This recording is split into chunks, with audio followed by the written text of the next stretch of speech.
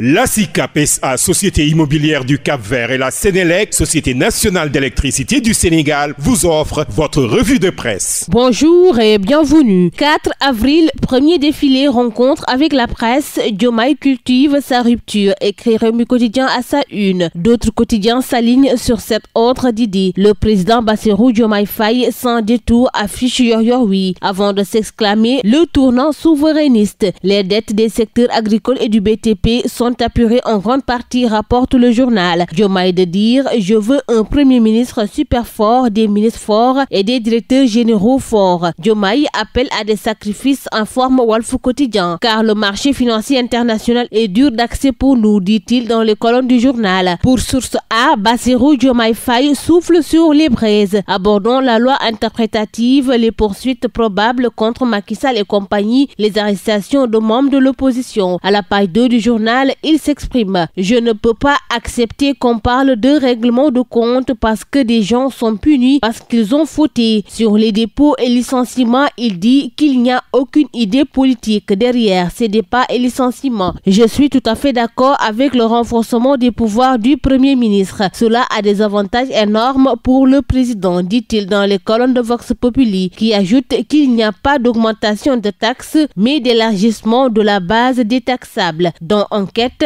il dévoile une situation économique fragile mais maîtrisable. Il a annoncé la tenue d'un dialogue national avec l'opposition le 28 mai prochain. Dans la même publication, il dit « Si Macky Sall est poursuivi demain, ce sera entre la justice et lui. Je ne fais pas de fixette sur lui. » Bassirou Diomaye Faye accuse Macky, adoube Sonko et alerte la justice selon la formule des Échos. Chacun devra répondre de ses actes. Je sais qu'il, faisant allusion à Macky Sall, fait des manœuvres souterraines contre moi, mais je ne dis rien, déclare le président Bassirou Diomaye Faye dans les colonnes du journal. Pendant ce temps, Libération s'est intéressée à Decathlon Sénégal, qui se retrouve dans les filets du fisc. À la page 3, Libération révèle que Decathlon Sénégal est dans le collimateur des services fiscaux, qui ont même entamé une procédure de recouvrement forcé. La filiale de la multinationale française conteste les faits et a même saisi le tribunal. Le dossier évoqué le 24 mars dernier suite à une assignation en annulation de titre de perception a été renvoyé à mi-avril. Dans une notification de taxation d'office adressée à Decathlon Sénégal, la division de la gestion et du contentieux du fisc l'informe qu'il ressort de son dossier fiscal que l'entreprise n'aurait pas souscrit à des obligations déclaratives, notamment en matière d'impôt sur les sociétés au titre de l'exercice clos le 31 décembre 2023. Après un avis à tiers détenteur, le compte de la filiale sénégalaise de la multinationale française logée à la Société Générale a été bloqué puis vidé. À l'origine de la procédure, une taxation d'office pour le paiement de l'impôt et les sociétés que conteste Decathlon Sénégal. Nous restons dans le même journal qui nous informe que l'opérateur économique Tahirou Sarr reste en détention malgré une proposition de consignation portant sur 419 milliards de francs CFA. C'est en tout cas ce qui ressort d'une ordonnance prise mercredi 2 avril par le doyen du juge financier. Pourtant, ses proches étaient presque convaincus qu'il bénéficierait d'une liberté provisoire sous caution et pour cause. Le journal renseigne que les avocats de l'homme d'affaires devraient faire appel devant la chambre d'accusation financière. À la page 6 du journal, Ousmane Sonko révèle une vaste entreprise de prédation, évoquant la gestion d'AIBD et d'Air Sénégal. Malgré les milliards investis, AIBD et Air Sénégal sont au bord du gouffre. C'est en tout cas ce qui est ressorti du conseil interministériel présidé par le premier ministre Ousmane Sonko, qui informe qu'il est important pour que nous sachions ce qui s'est exactement passé et d'en tirer toutes les conséquences en termes de reddition des comptes. Il annonce par la même occasion des mesures spécifiques à Air Sénégal SA ainsi que des mesures spécifiques concernant AIBD SA. C'est tout pour votre revue de la presse.